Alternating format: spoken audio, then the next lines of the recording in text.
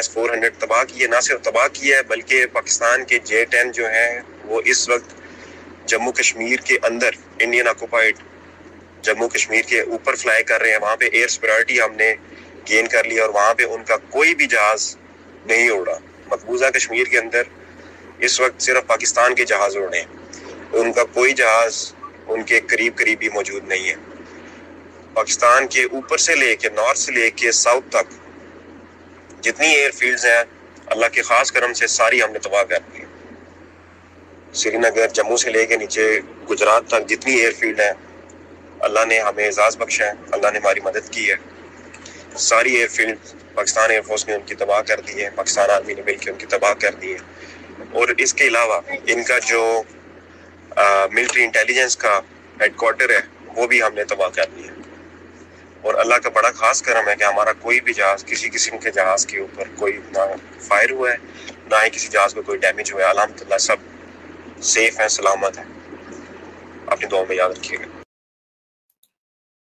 দর্শক, পাকিস্তান থেকে major general Osman তিনি পুরো ব্রিফটি করলেন হোয়াটসঅ্যাপে, আপনারা শুনলেন। সেখানে তিনি হয়তো অনেকে বুঝতে পারছেন, অনেকে বুঝতে পারেননি। আমার বক্তব্যের মধ্যে কিছু অংশ আছে। পুরো পাকিস্তানের বিমান বাহিনী ভারতের ভেতরে ঢুকে তাদের এয়ারবেস গুলোকে ধ্বংস করে পুরো কন্ট্রোল নিয়ে গেছে তাদের হাতে, এবং জম্মু কাশ্মীর শ্রীনগর যে অঞ্চলগুলোর কথা আমি বলেছি সেটা এখন পাকিস্তানের বিমান বাহিনীর দখলে আছে। এবং লেটেস্ট এই মুহূর্তে আপডেট গুলো আমি আরেকটা অডিও বার্তা আপনাদের শোনাবো। একটা মজার কাহিনী দিয়ে বলি। আমার ওয়াইফ, মানে আপনাদের ভাবি, তিনি পাকিস্তান সমর্থনকারী, আর তার ভাই আওয়ামী লীগ করেন, একজন উকিল, তিনি আবার ভারত সমর্থনকারী। বুঝছেন, এই দুই ভাই বোনের মধ্যে দ্বন্দ্ব বাজে, একজন পাকিস্তান একজন ভারত। তারপর ভাবি এখন আমার সাথে স্টুডিওতে বসে আছে, আমার কাছে এই ভিডিওগুলো শুনতেছে। আসলে কেন, আমার আশেপাশে তিনি আছেন। তার ভাইয়ের সাথে তার টেলিফোনে বিতর্ক হবে, কোন দেশ জিতছে, মানে তার ভাইয়ের সাথে বিতর্কে যাবে। তার ভাই বলবে ইন্ডিয়া জিতছে, আর সে বলবে ভারত কি বলে পাকিস্তান জিতছে। তো এই জন্য সে এখন আমার কাছ থেকে লাইভে তথ্যগুলো নিচ্ছে। কেন নিচ্ছে? তার ভাই যখন টেলিফোন করবে তখন এই তথ্যগুলো তার ভাইকে বলবে, দেখেন যে ভারতকে এটা মারছে, ভারতের এটা করছে, পাকিস্তান এটা করছে। তো আপনারা যদি কেউ সালাম দিতে চান, আমি দেখাচ্ছি না, তিনি আমার খুব পাশেই আছেন, ঠিক আমার এই পাশে আছেন। আপনারা আপনাদের ভাবিকে একটা সালাম দিতে পারেন কমেন্টে, ইনশাআল্লাহ তিনি উত্তর দেওয়ার চেষ্টা করবে। আবারও বলছি, পাকিস্তান জিন্দাবাদ, বাংলাদেশ জিন্দাবাদ, এই কমেন্টটি আপনাদের কাছ থেকে সর্বাধিক আশা করছি। কারণ আমরা দীর্ঘদিন ধরে শোষিত ছিলাম একটি দখলদারদের হাতে, কাশ্মীরিরা শোষিত ছিল। আজ পাকিস্তানের ভাইরা উদম পিটন শুরু করছে তাদের উপর। এখন তারা আমেরিকার, সৌদি আরবের কাছে ধর্ণা দিচ্ছে, আমাদেরকে রক্ষা করো পাকিস্তানের হাত থেকে। এই যে 2 দিনের লড়াই বা 3 দিনের লড়াইতে পাকিস্তান যে খেলা দেখাইছে, এই খেলা আসলে মানে ওরা কল্পনাই করেনি। আমি আপনাদের একটা লেখা পড়ে শোনাই। আইএসপিআর কি বলেছে আজকে প্রেস কনফারেন্সে, একটু পড়লে বুঝবেন। আইএসপিআর একটা কথা বলছিল আজকে যখন এই ইয়াটা করে প্রেস কনফারেন্স, তখন বলেছিল ভারতকে উদ্দেশ্য করে যে আমরা তোমাদের ঘুমের মধ্যে আক্রমণ করি নাই। ভারতকে পাকিস্তান বলছে যে আমরা তোমাদেরকে ঘুমের মধ্যে আক্রমণ করিনি, আমরা তোমাদের দরজায় আগে করা নাড়িনি, আমাদের ঘুম তোমরা ভেঙেছ, আমরা তোমাদের শেষ দেখে ছাড়বো। বিষয়টা বুঝতে পারছেন? পাকিস্তান সেনাবাহিনী বলছে যে তোমাদেরকে আমরা ঘুম ভাঙাইনি, তোমরা আমাদের ঘুম ভাঙাইছো, আমাদের ঘরে তোমরা করা নাড়ছো, এখন আমরা তোমাদেরকে শেষ দেখে ছাড়বো। এই যুদ্ধটা পাকিস্তান এইভাবেই সরাসরি দখলদার দেশটিকে থ্রেট দিয়েছে। আসেন পাকিস্তানের সর্বশেষ আপডেটগুলো আমি লাইভে একটু আপনাদের জানানোর চেষ্টা করছি। सिक्योरिटी जराये का कहना है कि इस वक्त पाकिस्तान की भारत के खिलाफ जो जवाबी कार्रवाइयां हुई हैं उसमें भारत के 12 से ज्यादा अहदाफ को निशाना बनाया गया है। सिक्योरिटी जराये के मुताबिक फजर के वक्त दुश्मन के खिलाफ ऑपरेशन का आगाज किया गया और भारत पर फतह 1 मिसाइल फायर किया गया। नाज़रीन, पाकिस्तान ने अब तक भारत की उधमपुर, पठानकोट एयरबेस और ब्राह्मूस स्टोरेज तबाह कर दिया। साइबर अटैक के जरिए भारत के 70% बिजली के ग्रिड नाकारा बना दिए। भारतीय ब्रिगेड हेडक्वार्टर के केजी टॉप तबाह कर दिया। JF-17 थंडर के हाइपरसोनिक मिसाइलों ने S-400 सिस्टम तबाह कर दिया और आदमपुर में भारत का एयर डिफेंस सिस्टम जिसकी मालियत $1.5 बिलियन के लगभग है, उसको नीस्तो नाबूद कर दिया। बेशतर भारतीय वेबसाइट्स हैक कर ली गई। भारतीय सूरतगढ़ एयरफील्ड तबाह कर दी। भारतीय अटर्ली गन पोजीशन दहरी नग्यारी तबाह कर दी। राजौरी में पाकिस्तान में दहशतगर्दी करवाने वाला भारतीय मिलिट्री इंटेलिजेंस का तरबियती मरकज तबाह कर दिया। भारत के 2500 से ज्यादा सर्वेलेंस कैमरे भी हैक कर लिए। भारतीय Maharashtra state electricity transmission company limited पर साइबर हमला किया। भारत की सिरसिया एयरफील्ड तबाह कर दी। सिक्योरिटी जराये का कहना है कि वो तमाम बेसिस जहां से पाकिस्तान के आवाम और मसाजिद पर हमले किए गए उनको टारगेट किया गया है। ISPR के मुताबिक फतह मिसाइल की रेंज 120 किलोमीटर है।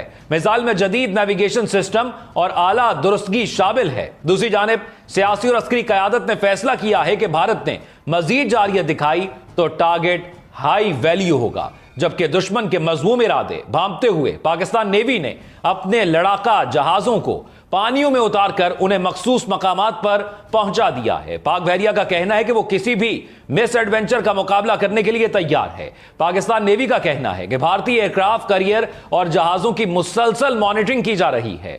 जारियत पर उतरी भारतीय बहरिया की जानिब से जहाजों की तैनाती काबिल फहम है, मगर भारत की मौजूदा सलाहियत के लिहाज से देखा जाए तो उसका कोई काबिल जिक्र असर नहीं पड़ेगा। इसके बरक्स भारतीय बहरिया के असासे पाकिस्तान के लिए एक पुरकशिश हदफ साबित होंगे। बरतानवी अखबार की जानिब से भारतीय बेड़े की पेशकदमी पर रद्द-ए-अमल में पाक बहरिया के तर्जुमान ने कहा कि यह उसका नाकाम भारतीय प्रोपेगंडे का तसलसल है, जिसमें गुज़िश्ता शब मज़े का खेज दावा किया गया था कि कराची की बंदरगाह पर हमला कर दिया गया है। तर्जुमान ने कहा कि मिसाइलों की जिस रेंज का दावा किया गया है वो भी गुमराह कुन है। तर्जुमान ने कहा कि पाकिस्तान नेवी ने दुश्मन के किसी भी मिस एडवेंचर का मुकाबला करने के लिए तैयारी कर ली है और इस हवाले से खुसूसी तौर पर बात करते हुए पाकिस्तान बहरिया के तर्जुमान ने कहा कि भारतीय नेवी अगर पाकिस्तान की जानिब मैली निगाह से बढ़ेगी तो उसे बहरा अरब में गरक कर दिया जाएगा। दावा किया गया था कि भारत की जानिब से तैयारा बरदार जहाज, डिजास्टर्स, फ्रेगेट्स और एंटी आबदोज जहाज रवाना किए गए हैं, जो कि पाकिस्तानी साहिल से तकरीबन 300 से 400 नॉटिकल मील के फासले पर हैं। इनमें से बाज रूस के बनाए गए ब्राह्मोस मिसाइल से लैस हैं। जबकि नाज़रीन दूसरी जानिब एक और अहम खबर यह सामने आई कि भारतीय जारियत के जवाब में पाकिस्तान के ऑपरेशन के बाद भारत ने घुटने टेक दिए हैं और जंगबंदी पर आमादा हो गया है। भारतीय फौज की तर्जुमान कर्नल सोफिया कुरैशी की जानिब से की गई प्रेस कॉन्फ्रेंस में कहा गया कि भारत जंग नहीं चाहता, बशर्तिया कि पाकिस्तान भी ऐसा ही चाहे। पाकिस्तान की जवाबी कार्रवाई के बाद भारतीय फौज की तर्जुमान ने शदीद नुकसान का एतराफ करते हुए कहा है कि मुतादिद जगहों पर फौजी तंसीबात को शदीद नुकसान पहुंचा है। इंडियन फौज के तर्जुमान ने प्रेस कॉन्फ्रेंस करते हुए कहा कि पठानकोट, आदमपुर, उधमपुर और बोझ एयर बेसिस पाकिस्तानी हमलों का निशाना बने। तर्जुमान का कहना था कि पाकिस्तान ने तंसीबात को हाई स्पीड मिसाइलों से निशाना बनाया। भारतीय फौज ने कहा कि भारत जंग नहीं चाहता, पाकिस्तान भी अगर ऐसा करे तो फिर मामला हल कर लेंगे। और यह बात आज सुबह फजर तक उनको हम समझाते रहे लेकिन उनको समझ नहीं आई। दूसरी तरफ नायब वजीर आजम और वजीर खारजा इसहाक डार ने कहा है कि अगर भारत रुक जाए तो हम भी रुक जाएंगे। एक निजी टीवी चैनल को इंटरव्यू देते हुए उन्होंने कहा कि अफवाज पाकिस्तान ने हमारा सर फखर से बुलंद कर दिया है। अमेरिका और सऊदी अरब की भी यही अपील है कि मामला यहीं रोक दें। जबकि पाकिस्तान ने अपने ऑप्शंस को इस्तेमाल किया और पाकिस्तान एयरफोर्स के साइबर विंग ने इंडिया के स्ट्रेटेजिक इदारों की वेबसाइट्स भी हैक की। पाकिस्तानी ड्रोन्स ने नई दिल्ली और मकबूजा कश्मीर में भारत के वो मराकज जहां से पाकिस्तान के खिलाफ रियासती दहशतगर्दी के मंसूबे बनाए जा रहे थे उन पर हमला किया है। जराये के मुताबिक भारतीय हुकूमत की कुछ अहम शख्सियात जो हमले की मंसूबाबंदी कर रही थी, जो फौजी अड्डे पर मौजूद थी, उनको भी निशाना बनाया गया। जहां कुछ अहम शख्सियात मारी गई मगर ताहाल हुकूमती जराये उनकी तस्दीक नहीं कर रहे, ताहम उनके नाम जल्द सामने आ जाएंगे। इसके साथ साथ सिक्योरिटी जराये के मुताबिक पाक फजाइया की कार्रवाई के बाद इंडियन मिलिट्री सैटेलाइट काम नहीं कर पा रहा। याद रहे कि पाकिस्तान ने भारतीय जारियत के जवाब में आज अलल सुबह भरपूर जवाबी कार्रवाई का आगाज किया, जिसे ऑपरेशनल बैनुल मरसूम्स का आहिनी दीवार का नाम दिया गया। पाक फजाइया की जानिब से भारत के उधमपुर, आदमपुर और पठानकोट एयर बेसेस समेत कई एयरफील्ड्स को तबाह कर दिया गया, जबकि पाकिस्तान ने दीगर जगहों को भी निशाना बनाया। पाकिस्तान साइबर अटैक टीम ने Maharashtra state electricity transmission company limited पर साइबर हमला कर दिया, जिसके बाद उसे हैक कर लिया गया है। नाज़रीन, मामला यहां पर खत्म नहीं हुआ। पाकिस्तान ने यह कहा था कि हम भरपूर जवाब देंगे। गुज़िश्ता रात पाकिस्तानियों ने यह देखा कि भारत ने पाकिस्तान की मिलिट्री इंस्टॉलमेंट्स पर जो पाकिस्तान की फिजाई हदूद के अंदर दाखिल होकर हमला करने की कोशिश की। नाज़रीन, यहां पर दो किस्म के फर्क सामने आए। एक फर्क यह था कि जब भारत ने पाकिस्तान पर पाकिस्तान की मिलिट्री इंस्टॉलेशंस पर हमला किया तो पाकिस्तान के तमाम असासे महफूज रहे। पाकिस्तान ने बहुत ही प्रोफेशनल तरीके से उसको नाकारा बनाया, जबकि जब पाकिस्तान ने हमला किया तो भारत का यही डिफेंस सिस्टम काम नहीं कर पा रहा था, क्योंकि पाकिस्तान ने उसको जैम कर दिया था। कल पाकिस्तान के अंदर भारत की जानिब से अनगिनत ड्रोन्स भेजे गए। पाकिस्तान ने बारहा कहा कि हम अमन की ख्वाहिश रखते हैं, हमारी कमजोरी ना समझो इसको, और अगर भारत ने इसको कमजोरी समझा तो फिर ऐसा जवाब देंगे कि फिर उसकी नस्लें याद रखेंगी। और ऐसा ही हुआ, जैसे DGISPR ने कहा था कि जब हम हमला करेंगे इस जवाबी हमले की किसी खबर की जरूरत नहीं होगी।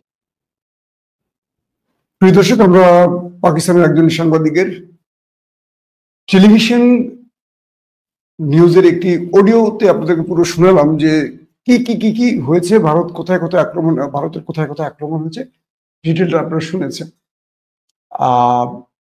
আমরা এখন এই মুহূর্তে এখানে শেষ করতে চাই। রাত 11টায় আমাদের সাথে তুরস্ক থেকে ওয়ালিদ বিন সিরাজ থাকবেন। তিনি আজকে রাতের সর্বশেষ আপডেটগুলো আমাদের জানাবেন, কারণ তুরস্কে এই মুহূর্তে পাকিস্তানকে যে যুদ্ধে সহযোগিতা করছে তার লেটেস্ট খবরগুলো ওয়ালিদ ভাই জানেন।